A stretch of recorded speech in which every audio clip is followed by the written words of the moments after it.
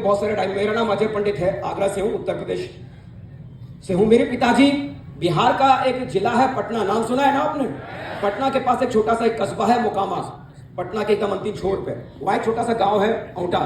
मेरे फादर वहां से हैं। अक्सर करके हमारे बिहार में होता है कि जब आदमी को अपने परिवार की जरूरत को पूरा करने के लिए अपने शहर में कोई काम अगर नहीं मिलता है तो उस काम की तलाश में कहीं ना कहीं वो आदमी बाहर निकलता है, हाँ कि ना?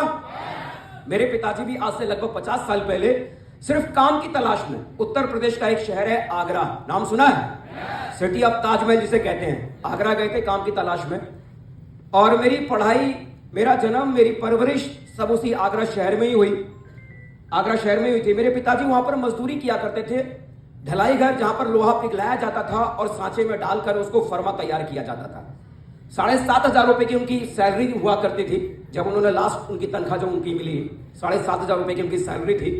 बहुत बड़े घर से नहीं था, बहुत छोटा परिवार था। उसी घर से मैं निकल के आया। सेफ शॉप बिजनेस जब मैंने पहली बार करने की शुरुआत की, मैं उस समय इलेक्ट्रॉनिक्स इंजीनियरिंग का सेकेंड ईयर का स्टूडेंट हुआ करता था, पढ़ता था। और पहली बार किसी व्यक्ति ने मुझे इस तरह के प्लान के बारे में समझाया और मुझे बताया कि साहब इस काम को करके आप लाखों कमा सकते हो। कितना कमा सकते हो? और लाखों में कितनी बात करते थे वो? हमारे जमाने में 8 लाख की बात होती थी महीने में। कितने की होती थी? 8 लाख कमा सकते हो। दिमाग में नहीं आता कि 8 लाख कैसे कमा सकते हैं, क्योंकि मैं सरकारी कॉलेज से इंजीनियरिंग करता था और मेरे दिमाग में इतना ही आता था कि आज अगर मैं इंजीनियरिंग की पढ़ाई कर रहा हूं, अगर 20-25 हजार की भी नौकरी अगर लग जाएगी तो जीवन मेरा सफल हो जाएगा। क्योंकि एक इंजीनियरिंग की डिग्री लेने वाला आदमी कोई बहुत बड़ा सोच नहीं पाता, लाखों करोड़ों कमाने के बारे में सोचता नहीं। कितना कमाने के बारे में सोच रहा था? 20-25 हजार की भी अगर नौकरी लग जाएगी तो बहुत बड़ी बात हो जाएगी। और उस परिवार में अगर कोई व्यक्ति आके अगर ये समझाए, जिस परिवार का मुखिया 7,500 महीना कमा रहा है, उस परिवार में आके अगर कोई व्यक्ति 8 लाख महीना कमाने की बात अगर करे तो सच बताओ, बात समझ में आएगी क्या? बात समझ में आएगी क्या? बात समझ में आएगी? बात समझ में नहीं आई। मैंने कहा साहब क्यों मजाक कर रहे हो? मैं आज इंजीनियरिंग करता हूं सरकारी कॉलेज से, और इसके बाद भी मुझे यकीन नहीं है कि जब मेरी इंजीनियरिंग पूरी हो जाएगी ना, महीने का छोड़ो, साल में भी मुझे 8 लाख मिलेगा या नहीं, साल का भी मेरा 8 लाख का पैकेज होगा या नहीं, मुझे इस बात का आज भरोसा नहीं है। और आप यहां पर क्या बता रहे हो कि जिसके पास कोई डिग्री नहीं भी है ना, और वो भी अगर इसे करेगा तो महीने में 8 लाख कमा सकता है। गजब की बात है। यहां डिग्री वाले को यकीन नहीं कि साल में 8 लाख कमाएगा कि नहीं, और ये वो समझाते हैं कि महीने में 8 लाख कमा सकते हैं। यकीन नहीं होता ना, शुरुआत में इतनी बड़ी बड़ी बातों पे यकीन नहीं होता। अजीत झा जी ने समझाया, क्योंकि वो बातें हमारी सोच में नहीं होता, हमारे दिमाग में नहीं होता, हमारे विचारों में नहीं होता। उस तरह का डायरेक्शन या उस तरह का माहौल हमारे परिवार में नहीं मिलता जो हमें यह सिखाए कि बेटा कुछ बड़ा करने के बारे में सोचो। हमारा परिवार छोटा छोटा ही करने के बारे में बताता है, क्योंकि जो चीजें हमारे आसपास में हो रही होती हैं, हम उतना ही डायरेक्शन अपने बच्चों को या अपने भाइयों को या अपनी बहनों को दे पाते हैं। ऐसा होता है कि नहीं होता है? छोटी ही बातें, छोटा ही विचार दिमाग में जा रहा था, लगता नहीं था कि इतना कुछ हो सकता है। खैर, जैसे सब बिजनेस में आते हैं, आप जुड़ना नहीं चाहते लेकिन जुड़ जाते हो ना। मैं भी जुड़ना नहीं चाहता था लेकिन जुड़ गया, और जुड़ने के बाद मैंने इसे काम जैसे तैसे करना शुरू किया। अपलाइन ने फंसा दिया, क्योंकि शुरुआत में अपलाइन का चक्कर चलता है फॉलोअप का, वो बाद में समझ में आता है। जैसे अजीत जी ने बोला कि अपलाइन को सिर्फ 2 ही बात सिखाते हैं, गजब की यहां पर ट्रेनिंग देते, जैसे देखो ट्रेनिंग आपको दे के गए। उसका पीछा तब तक करना जब तक या तो जुड़ ना जाए, जब या फिर ऊपर के टिकट ना कटा ले। इतनी गजब की भयंकर ट्रेनिंग मिलेगी तो मुझे बताओ कोई बचेगा क्या? सवाल ही पैदा नहीं होता बचने का। तो मेरे साथ भी वही था, अपलाइन लगातार फॉलोअप कर करके मैं भी बिजनेस में आ गया। लेकिन आने के बाद मैं सोच रहा था शुरू में मैं इस बिजनेस के बारे में किसको बताऊं, किसके पास जाऊं बताने के लिए।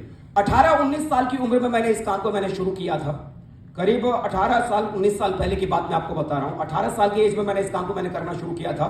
जीवन का कोई बहुत ज्यादा तजुर्बा नहीं था, लाइफ में कुछ कैसे पैसा कमाते हैं वो भी नहीं जानता था। मैं सोच रहा था कि मैं बताऊं किसको। मेरे कॉलेज में पढ़ने वाले जो मेरे दोस्त थे, मैंने किसी को इस बिजनेस के बारे में नहीं बताया। जो इस मोहल्ले में जिनके साथ मैं खेलता था, जिन दोस्तों के साथ, मैंने उनको भी इस बिजनेस के बारे में नहीं बताया। अब आप पूछो क्यों नहीं बताया? पूछो, ऐसे नहीं। आपके पास सीधा हाथ है, कितनों के पास सीधा हाथ भगवान ने दिया? ऐसे दिखाओ, अब ऐसे करो। अब पूछो क्यों नहीं बताया? हाँ, अब बताऊंगा। पूछोगे तभी तो बताऊंगा, नहीं तो क्यों बताऊंगा? बात सही है कि नहीं? क्योंकि देखो, इस बिजनेस को करने के लिए क्या लगता है? क्या लगता है? अब एक स्टूडेंट के पास पैसा होता है क्या? पता है क्या चक्कर चलता है? पहले किसी को समझाओ, अब कितनों को समझाओगे तब एक मिलेगा। आपको इसका पता है क्या? ऐसा होता है कि पहले को बताया वही बिजनेस में आ गया? नहीं होता ना। 10, 15, 20, 25, 30 लोगों को बताओ तब उसमें से एक आध कोई आता है। मुझे लग रहा था कि मैं इतने दोस्तों को बताऊंगा और उसमें से अगर कोई एक दोस्त अगर तैयार भी हो गया कि तेरा काम अच्छा है, चल करते हैं, तो काम अच्छा है उसको तो लगा, लेकिन बोलेगा माल तो पप्पा देंगे। तो बोला एक काम कर, मैं तो समझ गया, अब मेरे पापा को पटा। अगर वो मान गए ना तो बात बन जाएगी। तो लगता था यार पहले बेटे को पटाओ फिर बाप को पटाओ। मुश्किल है। बोला फाइनली जब पटाना पप्पा को है तो बेटे को समझाने से क्या फायदा। शुरुआत से मैं ऐसे लोगों को मैंने प्लान देना शुरू किया जिनकी उम्र 40 साल की थी, 50 साल की थी, 55 साल की थी। ऐसे लोगों को मैंने इस बिजनेस के बारे में समझाना मैंने शुरू किया। अब किसी 40 साल के व्यक्ति के पास जाता था और मैं उनसे बड़े प्यार से बोलता था, अंकल जुड़ जाओ, करोड़पति बनोगे। तो अंकल मुस्कुरा के बोलते थे कि बेटा अब तक तूने कितना करोड़ कमाया है। तो मैं भी हंस के बोलता था, अंकल आप जुड़ोगे तभी तो मेरा कार्यक्रम शुरू होगा। तो अंकल भी हंस के बोलते थे कि बेटा चोर भी है ना, कम से कम अपना मोहल्ला छोड़ के चोरी करता है। बोला फंसाना है तो दूसरे मोहल्ले वालों को फंसा, अपने मोहल्ले वालों को क्यों फंसा रहा है, पागल हो गया है क्या। गजब की बात। मैं लाखों कमाने की बात उनको समझा रहा था और अंकल को फंसाने वाली बात समझ में आ रही थी। किसी 50-55 साल के व्यक्ति के पास जाता था और उनसे मैं बड़े प्यार से बोलता था, बाबा जुड़ जाओ। 18 साल का था ना उस समय, छोटा, गाड़ी मुझ भी नहीं आई थी उस समय। बड़े प्यार से बोलता था कि बाबा जुड़ जाओ। तो बाबा अपने सफेद बाल दिखाते थे, बेटा ये तो देख रहा है। मैंने कहा देख तो रहा हूं। बोला बेटा ये धूप में सफेद नहीं किए हैं। बोला अब तक तूने कितनी कंपनी ज्वाइन की है। तो मैंने कहा बाबा मेरी तो पहली कंपनी है। बोला बेटा तेरी तो पहली कंपनी है, जितनी तेरी उम्र है ना उतनी कंपनी को ज्वाइन करके मैं छोड़ चुका हूं। बोले ऐसी कंपनी में फंसने से अगर कोई करोड़पति बनता तो बेटा हिंदुस्तान में है ना अंबानी के बाद दूसरा नंबर मेरा ही आता। बोले ऐसी कंपनी में फंसने से कोई करोड़पति अरबपति बनता, ये सब बेफजूल की चीजें हैं, बेकार की चीजें हैं। मैं सोच रहा था गजब की बात है यार, मैं बाबा को लाखों कमाने की बात बता रहा हूं, बाबा को भरोसा ही नहीं हो रहा मुझ पर, यकीन ही नहीं कर रहे। शुरुआत में मैंने 256 लोगों को इस बिजनेस के बारे में बताया। कितने लोगों को? 6 महीना लगा साहब, एक दिन में नहीं हुआ, 6 महीना लगा। 256 लोगों को मैंने इस बिजनेस के बारे में बताया। और मजे की बात जानते हैं क्या हुआ? कोई नहीं जुड़ा, कोई नहीं जुड़ा। और मैं उस समय मनी मन सोच रहा था कि हे भगवान कौन से मनुष्य वाली कलम से मेरी किस्मत लिखी थी, एक आध मुर्गा भी फंस जाता। तो इतना तो मैं कहता ना कि मुर्गा फंसाना मैंने भी सीख लिया, कोई फंस नहीं रहा था। खैर लगातार काम करते चले गए, काम करते चले गए, काम करते चले गए। 4 साल गुजर गया। कितने साल गुजर गए? और 4 साल में मैंने सेफ शॉप के भीतर वर्ल्ड रिकॉर्ड बनाया। मेरे रिकॉर्ड को फिर इसके बाद कोई तोड़ नहीं पाया। बहुत बड़ा वर्ल्ड रिकॉर्ड बनाया। मालूम है क्या? 4 साल काम करने के बाद इस बिजनेस के भीतर मैं बन गया सिल्वर। क्या बना? सिल्वर। थोड़ा आसान भाषा में समझाता हूं। सिल्वर उस व्यक्ति को कहते हैं जिसकी कम से कम 50 लोगों की टीम होती है। कितनी? 25 लेफ्ट में और 25 राइट में। हाफ सेल फुल सेल चलता था हमारे टाइम पे। थोड़ा और आसान भाषा में समझाता हूं। 4 साल काम करके मैंने इस बिजनेस से कमाया था 18,000 रुपया। कितना? महीने 18,000 नहीं, कुल 4 साल में 18,000। कितने में? थोड़ा इसका वॉल्यूम बढ़ाना भाई, मेरा वजन कम है, इसमें वजन डाल के रखो, माइक का वॉल्यूम बढ़ा के रखना। तो 4 साल में कितना? अब बताओ 18,000 आदमी कमाएगा तो क्या करेगा? दिमाग खराब होगा कि नहीं? टेंशन होगी कि नहीं? यार इधर बोलते थे कि 4 साल में डायमंड बन जाएगा, लाखों का नहीं करोड़ों कमाएगा। करोड़ों तो गोली मारो, मेरा तो लाख में भी मामला सेट नहीं हुआ, मैं तो लाख वाला भी नहीं बना। और करोड़ों बनने की बात करते थे, कहते थे 4 साल में डायमंड बनेगा। कहां है डायमंड? कहां है डायमंड? समझ ही नहीं आ रहा था कि अपना क्या होगा नहीं होगा। बड़ा टेंशन में था, बड़ा फ्रस्ट्रेशन में था, समझ ही नहीं आ रहा था लाइफ में करें क्या। क्योंकि सपना क्या लेकर आए थे? हम तो डायमंड नहीं बने, लेकिन जो हमारे साथ जुड़े थे वो सबके सब डायमंड बनते चले जा रहे थे। और मैं पूछ रहा था कि भगवान इन्होंने कौन सी गोली पी थी, मुझे वो गोली पिला देते मैं भी बन जाता इनके साथ। अपना नंबर ही नहीं आ रहा था। बड़ा टेंशन में, बड़े परेशान में। जब टेंशन परेशानी में बच्चा रहता है और घर वालों को लगता है कि यार अपना बच्चा लगता है बड़ा टेंशन में, कुछ करेगा कि नहीं करेगा, तो घर वाले एक काम करते हैं। क्या करते हैं? क्या करते हैं? फोटो देख के समझ जाते हो बिहार में बड़ा समझदार लोग। अब समझ में आया IAS PCS कैसे निकलते हैं अजीत जी आपके स्टेट से। गजब है भाई, IQ लेवल बहुत बहुत नेक्स्ट लेवल का है आपका। मेरी भी शादी हो गई, घर वालों ने शादी कर दी कि शायद लड़का टेंशन में आके कुछ इतुर फितुर ना कर ले, कर देते कम से कम लाइन पे रहेगा। शादी में मैंने सबको न्योता दिया, हर रिश्तेदार को, हर अपने आदमी को, सब देते हैं ना। उसमें एक आदमी और था जिसको मैंने न्योता दिया था, मालूम है कौन? मेरे अपलाइन साहब, जिन्होंने मुझे फंसाया था। अब देखो 4 साल से वो मेरे साथ काम कर रहे हैं, तो जान पहचान तो हो ही गई होगी ना। तो उनको भी शादी में न्योता दिया, तो शादी में वो भी आए। और मजे की बात मैं बताऊं, मैं तो डायमंड नहीं बना था, लेकिन वो डायमंड बन गए थे। वो 4 साल में डायमंड बन गए थे। उनकी लाइफ सेट, बढ़िया घर, बढ़िया गाड़ी, बढ़िया लाइफ स्टाइल, सब कुछ बहुत अच्छा। और उस दिन तो मैं सोचा नहीं मैंने कुछ भी। ये जो तस्वीर देख रहे हैं, मेरी शादी मंदिर में हुई थी। कहां हुई थी? ऐसा नहीं कोई मैरिज होम में हुई थी या कोई होटल वोटल में हुई थी, मंदिर में। जो लड़का कमाता कुछ भी नहीं है, उसकी शादी तो ऐसी होती है। तो मंदिर में शादी हुई थी। ऐसे ही मतलब चौराहे पर खाली खड़ा कर दिया, तकत लगा दी, ऐसे खड़े थे, ऐसे। ये दोनों देख रहे हो, इन दोनों को देख के नहीं लगा कुपोषण के शिकार हैं भाई। ऐसे कैसे खड़े थे, सच बता रहा हूं। मेरे बगल में देखो, मेरी होने वाली थी, उस समय तक नहीं हुई थी, वरमाला वाली फोटो है, उस समय तक नहीं हुई थी। मेरे बगल में होने वाली जो मेरी बीवी थी, मैं झांक भी नहीं रहा था उनको। देखो मैं सीधा आगे ही देख रहा हूं, आप लोगों को देख रहा हूं इसमें। लेकिन जिन्होंने मुझे फंसाया था ना और कहते थे कि डायमंड बनेगा, वो कभी इधर घूम रहे थे ऐसे, कभी इधर। मैं भी ऐसे देख रहा था उनको, ऐसे इधर जा रहे हैं फिर इधर आ रहे हैं। और फिर मैं सोच रहा था कि भगवान, मैंने ऐसा कौन सा काम किया कि 4 साल मैंने भी दिए, मैं नहीं बना डायमंड, 4 साल इन्होंने दिए, ये डायमंड बन गए। इनके पास ऐसा क्या था जो मेरे पास नहीं था? ये ऐसा क्या कर गए जिसकी वजह से ये बन गए और मैं नहीं बन पाया? बात समझ में नहीं आई। तो जयमाला के बाद एक और रिवाज होता है, फेरे लगते हैं ना।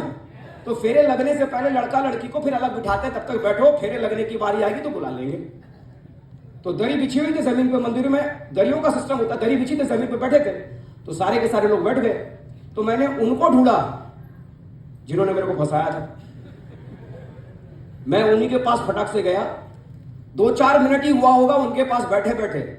फिर मैंने ऐसे कौनी मारी, मैंने सर, हाँ सर, हाँ डायमंड बनना है सर, डायमंड। मेरी शादी हो रही है। क्या हो रही है? मेरी शादी हो रही है। मैं बीवी के बारे में नहीं सोच रहा हूं, और वो शादी के बाद जो होगा उसके बारे में भी नहीं सोच रहा हूं। मैं सोच क्या रहा हूं? डायमंड बनना है, डायमंड। मंदिर में बैठा हूं, अपनी शादी में, किसी और की शादी में नहीं, अपनी शादी में। और क्या बोल रहा हूं? डायमंड बनना है, डायमंड। तो बोला हाँ बनेगा डायमंड। शांत बैठ। एक आध मिनट हुआ, समझे नहीं सर, मुझको डायमंड बनना है, डायमंड। अब 4 साल से तो यही गाना गा रहा है कि मुझको डायमंड बनना है, डायमंड बनना है, डायमंड बनना है। मैंने कहा सर अब की बार सच्ची में बनना चाह रहा हूं डायमंड। बोले चुपचाप से पहले शादी कर और शादी के बाद बात करना, मिलेंगे बैठेंगे, आज तेरे को डायमंड ही बनाएंगे। शादी हो गई साहब। शादी होने के बाद लड़के का लड़की के घर में जाने आने का रिवाज होता है ना, पग फेरा जिसको बोलते हैं। तो भाई मैं भी पग फेरे में गया, आ गया।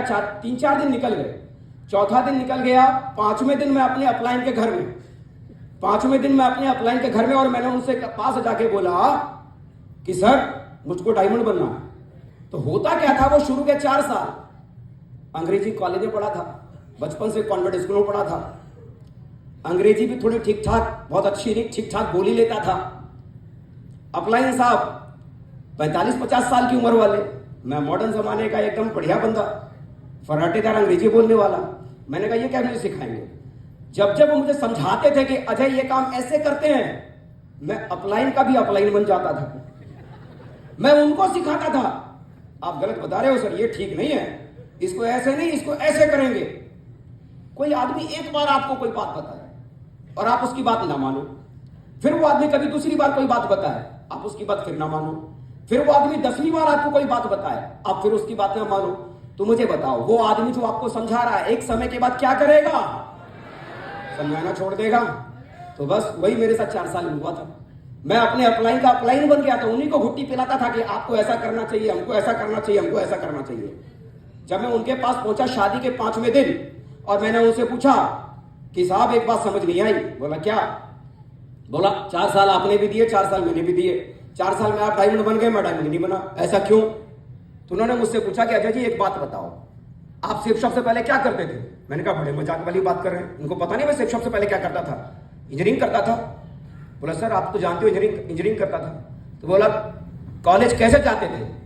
तो था क्या कि मैं कॉलेज के हॉस्टल में नहीं रहता था, बाहर एक कमरा किराए पे लेकर रखता था और साइकिल से मैं अपने कॉलेज तक जाता था। मैंने बोला साहब साइकिल है, साइकिल से कॉलेज जाता हूं। तो उन्होंने मुझसे पूछा कि अजय जी आपकी साइकिल कभी पंचर हुई थी क्या? अब आप मुझे बताओ, साइकिल कोई आदमी चलाएगा तो जीवन में कभी पंचर होगा कि नहीं होगा उसका? ये ऐसा सवाल पूछ रहे थे जैसे मान लो ब्रह्मांड से कोई ऐसा सवाल जिसका जवाब आज तक किसी ने नहीं दिया होगा। मैंने क्या बेफजूल की चीजें पूछ रहे हैं कि साइकिल पंचर हुई कि नहीं, ये हुआ कि नहीं। मैं पूछ रहा हूं कि कैसे मैं डायमंड बनूंगा और वो साइकिल पंचर की बातें कर रहे हैं। मैंने कहा हाँ साहब साइकिल थी तो कभी ना कभी तो पंचर हुई होगी। बोला आपकी साइकिल पंचर हुई थी तो आपने क्या किया? मैंने करना क्या है, पंचर वाले के पास में गया, पंचर वाले ने साइकिल का पंचर बना दिया। तो बोलो साइकिल का पंचर जिस व्यक्ति ने बनाया तो क्या आ जाएगी, साइकिल का पंचर बनाने के बदले में कुछ लिया था उन्होंने आपसे? तो मैंने मनी मन सोचा बगैर लिए कौन बनाता है? मैंने कहा हाँ लिया था। बोला कितना लिया था? तो कितना लगता है पंचर बनाने का?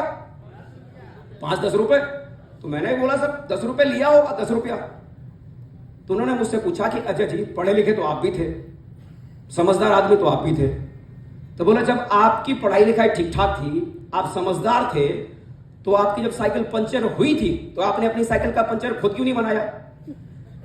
मैंने क्या बात करते हो, इसका कहां से कहां जोड़ लगा रहे हो आप? मैंने ये कोई बात है क्या भाई? साइकिल का पंचर तो साइकिल बनाने वाला बनाएगा ना, मुझे थोड़ी आता है साइकिल का पंचर बनाना। जिंदगी का सबसे बड़ा लेसन उन्होंने मुझे उस दिन दिया कि अजय जी अगर किसी इंसान को किसी काम से अगर 10 रुपया भी अगर कमाना हो ना, तो 10 रुपया कमाने से पहले आदमी को पहले वो काम सीखना पड़ता है। उस काम को पहले आदमी को सीखना पड़ता। अगर आपको 10 रुपया भी कमाना है तो उस काम को करने से पहले वो काम आपको सीखना पड़ेगा। उन्होंने मुझसे पूछा कि अजय जी बताओ आपने कितनी ट्रेनिंग अटेंड की, कितना आपने सीखा? मैंने कहा सर इसमें सीखने के जैसा क्या था, इधर एक जोड़ो लेफ्ट में, इधर एक जोड़ो राइट में, एक जोड़ा बन गया 1000 का चेक, फिर ये 2 जोड़ेगा, फिर वो 2 जोड़ेगा, फिर वो 2 जोड़ेगा, बन गए करोड़पति। इसमें कौन सा फिजिक्स है, इसमें कौन सा केमिस्ट्री है, इसमें कौन सा मैथ्स है, इसमें ऐसा कौन सा सीखने वाला काम है? तो बोला अजय जी पंचर बनाना काम छोटा है कि बड़ा? बोला छोटा काम है। सीखना पड़ा कि नहीं पड़ा 10 रुपए कमाने के लिए? बोला हाँ। बोला यहां 10 रुपए मिलेगा या लाखों मिलेगा? बोला लाखों। बोला जब 10 रुपए कमाने के लिए सीखना पड़ सकता है तो लाखों कमाने के लिए तो अजय बहुत ज्यादा सीखना पड़ेगा, बहुत ज्यादा सीखना पड़ेगा। बात समझ में आई? बात समझ में आई? आपको समझ में आई? आपका पता नहीं लेकिन मुझे समझ में आ गई थी कि यार मैंने सीखा नहीं। लगातार उन्होंने बोला कि ट्रेनिंग में जाओ, सबसे पहले इस बिजनेस को समझो कि जिस काम को आपने करने की शुरुआत की है वो काम क्या है, क्योंकि जब तक आपने इस काम को नहीं समझा ये आसान सा दिखने वाला काम आपके लिए दुनिया का सबसे मुश्किल वाला काम बन जाएगा।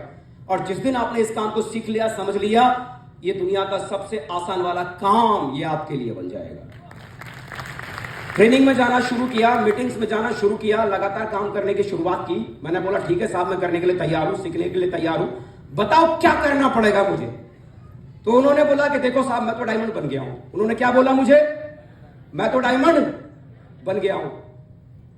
तो आज मेरा एक बचपन का एक जिगरी वाला यार है। कौन है मेरा बचपन का?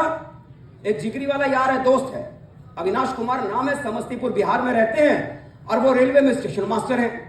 बोला वो मेरे साथ इस बिजनेस को करना चाहते हैं, लेकिन मेरे पास आज 10,000 लोगों की टीम है, बहुत बड़ी टीम है, अलग अलग शहर मुझे जाना पड़ता है, मेरे पास समय काम करने के लिए, उनके पास उनका साथ देने के लिए मेरे पास समय। वो मेरे साथ काम करना चाहता है लेकिन मेरे पास में देने के लिए अब समय उनके पास। तो आप अगर काम करना चाहते हो तो एक काम करो, समस्तीपुर जाओ, इनको ज्वाइन कराओ और इनसे मिलकर काम करो। मैंने कहा ठीक है मैं चला जाऊंगा। बोला कब जाना है? तो शादी के 5वें दिन मैं उनके पास बैठा हुआ था। तो उन्होंने बोला अजय जी कल सुबह जाना रेलवे स्टेशन, तत्काल की टिकट कटती है, तत्काल की टिकट करा लेना। 6वें दिन तत्काल की टिकट कराने जाओगे तो अगले दिन 7वें दिन तो आप वहां पर पहुंच जाओगे। मेरी शादी को कितने दिन हुए? 4थे दिन 5 दिन में बैठा हूं और 6ठे दिन क्या कह रहे हैं तत्काल कराओ, 7वें दिन। तो मैंने कहा ठीक है साहब मैं जाता हूं, तत्काल में करा लेता हूं। हालांकि तो पता नहीं कंफर्म सीट मिलेगी कि नहीं मिलेगी तत्काल की भी, लेकिन अगर मैं रिजर्वेशन कराने जा ही रहा हूं तो आप मुझे यह बता दो कि मुझे वापसी की टिकट कब करानी है, वापसी की, ताकि कम से कम जाने की कंफर्म सीट ना मिले। वापसी बता दोगे तो वापसी भी कराता हुआ आ जाऊंगा, कम से कम वापसी की टिकट तो कंफर्म हो जाएगी। तो उन्होंने बोला बेटा अभी तुझे सिर्फ जाने का रास्ता बता रहा हूं, तू कब आएगा ये मुझे भी नहीं पता है। मैंने कहा यार ये आदमी की इन्होंने शादी वादी अपने जीवन में कभी करी कि नहीं करी। मैंने अपनी वाली से तो ढंग से वो नाम नहीं पूछा कि जी आपका नाम क्या है, आपके भाइयों का नाम पता क्या है।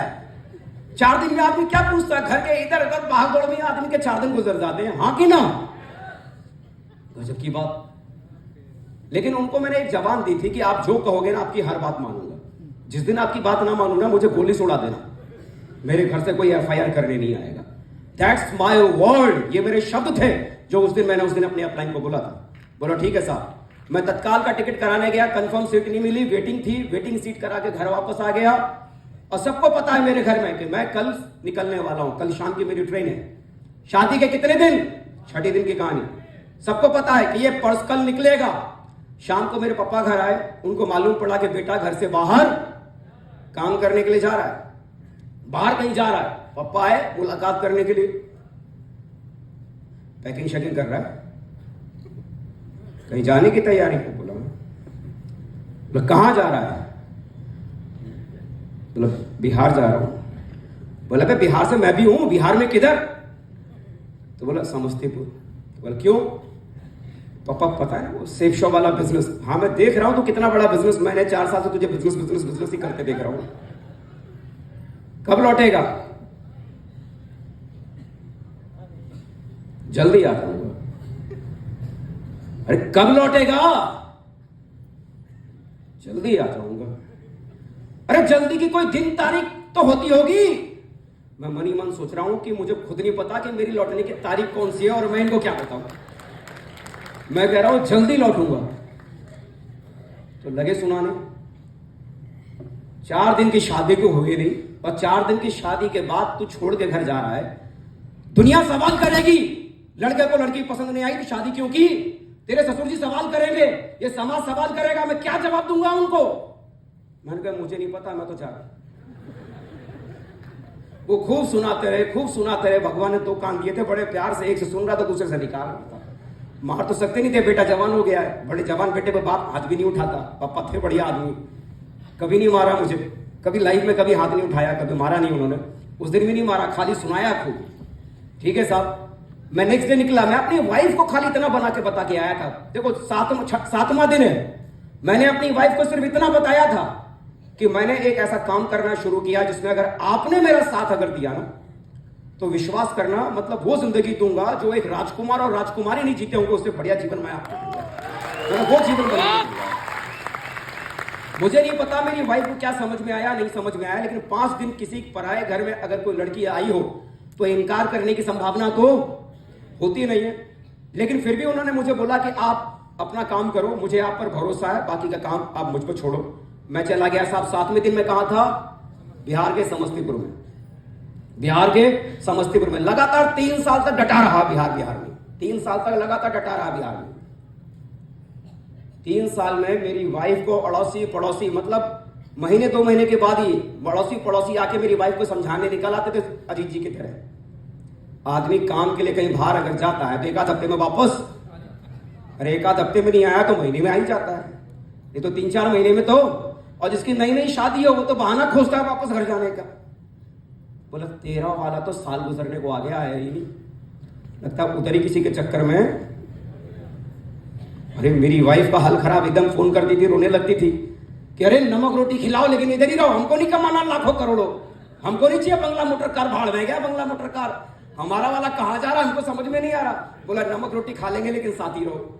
मैं बार बार समझाता था कि भाई दुनियादारी की बात मत सुनो, कुछ बड़ा कर रहे हैं, कुछ बड़ा कर रहे हैं, लोग मजाक उड़ाएंगे, हंसेंगे, ताने मारेंगे, छोड़ो, एक कान सुनो दूसरे से निकालो। जब समझा देता था तो कुछ दिन तक तो उसका असर, अब बुखार अगर चढ़ जाए पैरासीटामोल की गोली ले लो, उतर जाएगा, लेकिन फिर वापस आ जाएगा ना, तो फिर पैरासीटामोल ले लो, परेशानी क्या है।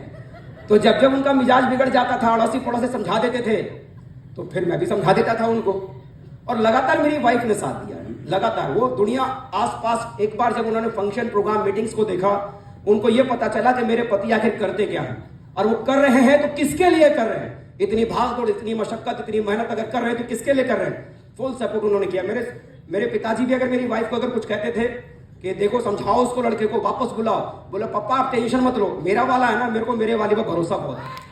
बोले मुझे मेरे वाले भरोसा बहुत है, बोला आप टेंशन मत लो। मेरे पापा को भी समझा लेती थी और अपने पापा को भी समझा लेते थे।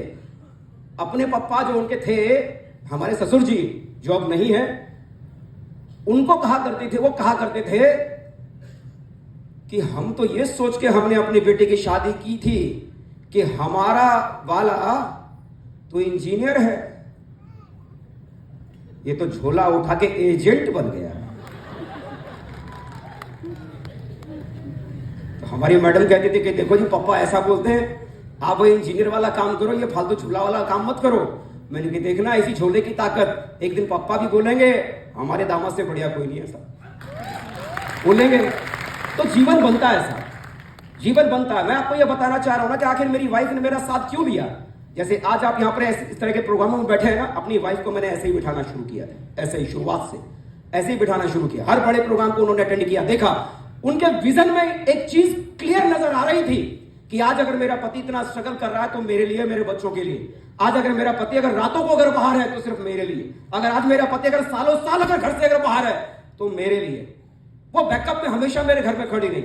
इवन जो काम मेरी जिम्मेदारी का मेरे घर के भीतर था, मेरे हिस्से का भी काम उन्होंने संभाला। बोला आप घर की कोई चिंता नहीं, ना मुझे दूध क्या भाव चल रहा है, मटर का रेट कितना है, टमाटर का रेट कितना है, आलू का रेट कितना है, धनिया का रेट कितना है, मुझे रत्ती भर नहीं पता। मेरे बच्चे किस क्लास में पढ़ रहे हैं, मुझे रत्ती भर नहीं पता। किस स्कूल में जा रहे हो तो साहब कई बार तो मैं नाम भी भूल जाता था कौन से स्कूल में मेरे बच्चे पढ़ते हैं। कैसे बैंक से जाकर पैसा विड्रॉ करके घर में खर्चे देने, सारा काम किसका? मेरी वाइफ ने मेरे हिस्से का भी काम संभाल लिया। बोला आपके पास सिर्फ एक ही काम है, अच्छा डायमंड बनो, बाकी सारा काम मेरा, बाकी सारा काम मेरा। तो उस वाइफ ने अपने हिस्से का स्ट्रगल आज उन्होंने फेस किया। तो एक फैमिली का जब साथ मिलता है, जब फैमिली को यह पता हो आप किसके लिए काम कर रहे हो, तो फैमिली आपके लिए बैकअप में खड़ी हो जाती है। और जब उन्हें पता ना हो तो फिर सपोर्ट देना मुश्किल हो जाता है।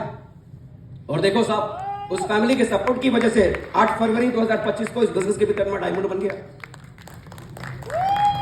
बजाओ ताली, डायमंड बन गया यार।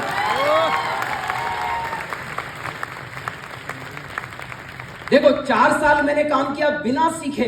कैसे? 4 साल मैंने काम किया बिना सीखे। 4 साल में कमाया 18,000, टीम बनाई 50 की, और सीखने के बाद काम किया 3.5 साल। कितने? टीम बन गई 10,000 की, कमा लिया 50 लाख।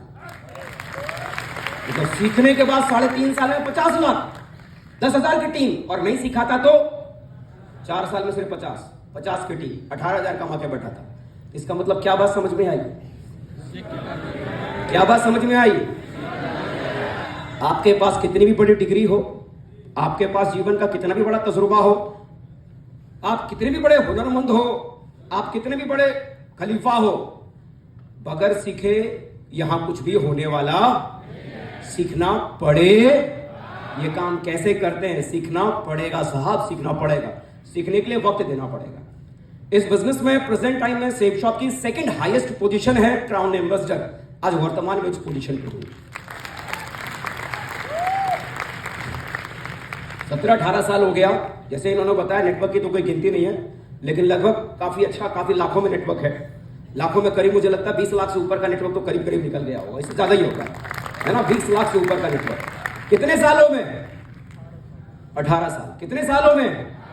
और इन 18 सालों में वो 4 साल भी शामिल है जिसमें मैं खाली सेलवर था, उसे मिलाकर बता रहा हूं साहब। 18 सालों में 20 लाख से ज्यादा का नेटवर्क, यानी हर साल का एवरेज निकालो तो 1 लाख से ज्यादा का है। मतलब लंबे समय में जो बड़ा काम होता है ना, लंबे समय में उसका एवरेज गजब का आता है। ये देखो तस्वीर दिखाई दे रही है, इसमें ये लड़का दिख रहा है वो मैं, और इसके बगल में जो है वो मेरी वाली है, और ये शादी के अगले दिन की फोटो है।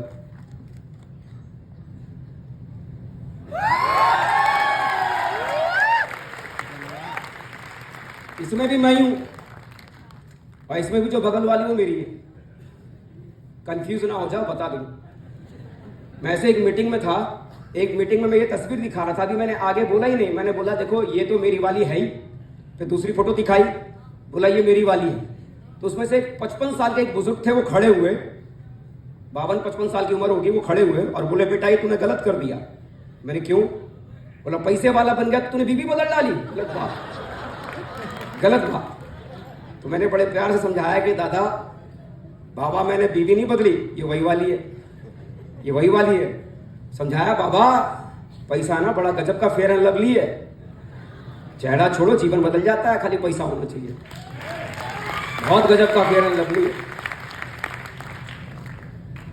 अजीत जी ने बताया ना, तो अल्टीमेटली चीजें बदलती हैं, जिंदगी बदलती है, इतना जितना आप सोच नहीं सकते। जैसे अजीत जी ने बताया कई देशों में घूमे, मैं अपनी वाइफ के साथ कई सारे देश में घूम चुका हूं, Singapore, Malaysia, Hong Kong, Macau, Thailand, Finland, Austria, Hungary, ब्रसलाविया, Slovakia, Spain, Tehran, Russia, Italy, Dubai, Turkey, Vietnam, कई देश तो कई बार घूम चुका हूं, कई बार।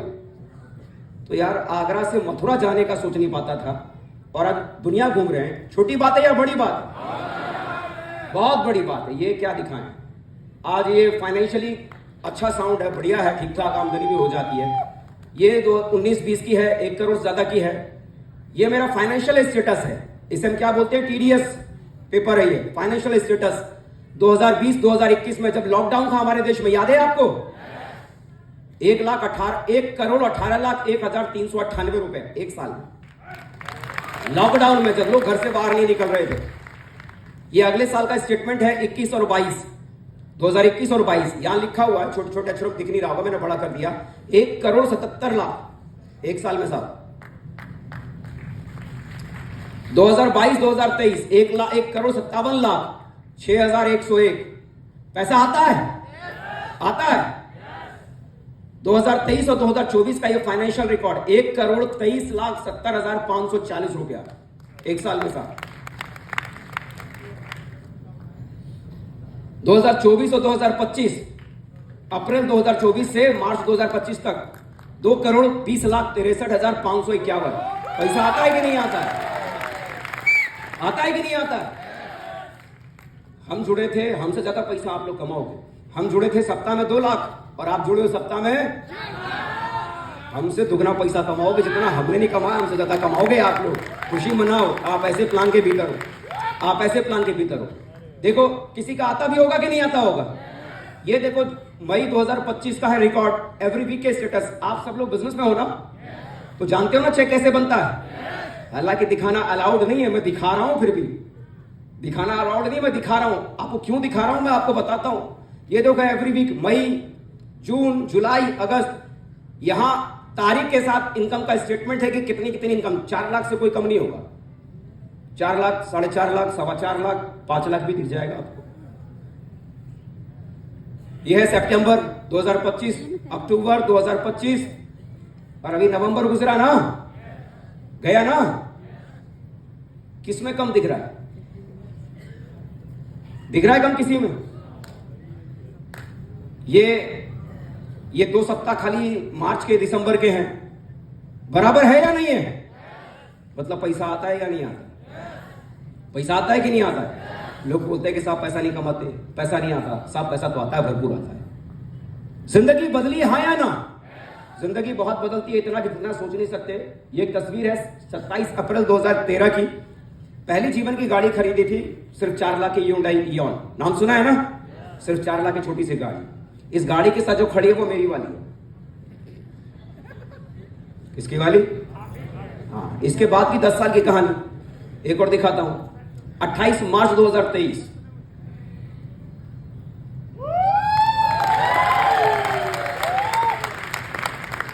सब चीज बदल गई। इस गाड़ी में भी जो मेरे साथ खड़ी होगी ना, वो मेरी वाली। कंफ्यूज ना हो जाए, एवरी टाइम बता रहा हूं। मैं ये बताने की खाली कोशिश कर रहा हूं ना कि जिस सेफ शॉप को हम बहुत हल्के में लेते हैं, हमको लगता है कि बहुत छोटा काम है, इस काम से क्या हो सकता है। ये काम साहब इतना बड़ा है जितना कि हम सोच भी नहीं सकते अपनी जिंदगी में। जब हम शुरू करते हैं ना, तो हमको अंदाजा नहीं होता कि इस बिजनेस की वजह से हम अपनी जिंदगी में कहां तक जा सकते हैं। 18 साल पहले जब मैंने इस काम को करने की शुरुआत की थी, मुझे खुद नहीं मालूम था कि जिस बिजनेस को आज मैंने करने की शुरुआत की है कि मैं आज में कहां जा पाऊंगा। मैं सिर्फ इतना ही सोचकर आया था कि इस बिजनेस को मैंने करने की शुरुआत की है, महीने में अगर 2-3 हजार भी अगर मैंने कमा लिए ना, तो जो जेब के खर्चे के लिए कभी मम्मी से मांगता हूं, पापा से मांगता हूं, कम से कम जेब के खर्चों के लिए मम्मी पापा को परेशान करना नहीं पड़ेगा। सिर्फ 2-3 हजार कमाने की सोच को लेकर इस बिजनेस में आया था और बिजनेस ने कहां पहुंचा दिया? पोर्शे जैसे शानदार कार का मालिक बना दिया सर, है ना? सोच नहीं सकता था कि लाइफ इतना हो सकता है, इतना बड़ा बन सकता है। तो जिंदगी बहुत बड़ी बनती है।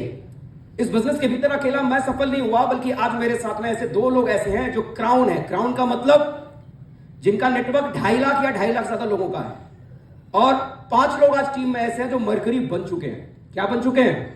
1 लाख से जिनकी टीम ज्यादा है, और 100 से ज्यादा आज डायमंड आज नेटवर्क में है। 100 से ज्यादा, 100 से ज्यादा, गिनती ज्यादा ही होगी, माइनस नहीं प्लस ही है।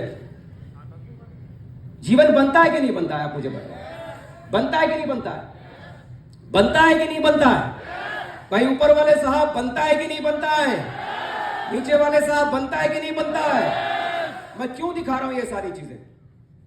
अलाउड ना होने के बाद भी मैं काफी समय के बाद में ये स्टेटमेंट दोबारा मैं दिखा रहा हूं आप लोगों को। क्यों दिखा रहा हूं मैं, क्यों बता रहा हूं? मैं सिर्फ आपको ये बताना चाह रहा हूं कि जो बातें आपके अपलाइन ने बताई है ना, जो शुरू में हमको लगता है ये मजाक कर रहा है, ये बड़ी बड़ी बातें कर रहा है, ऐसा नहीं होता, वैसा नहीं होता, मैं आपको स्टेटमेंट देके विश्वास दिलाने की कोशिश कर रहा हूं कि जो बड़ी बड़ी बातें उन्होंने आज आपसे की है ना, वो हर बात आपकी जिंदगी में सच होने वाली है। हर बात सच होने वाली है।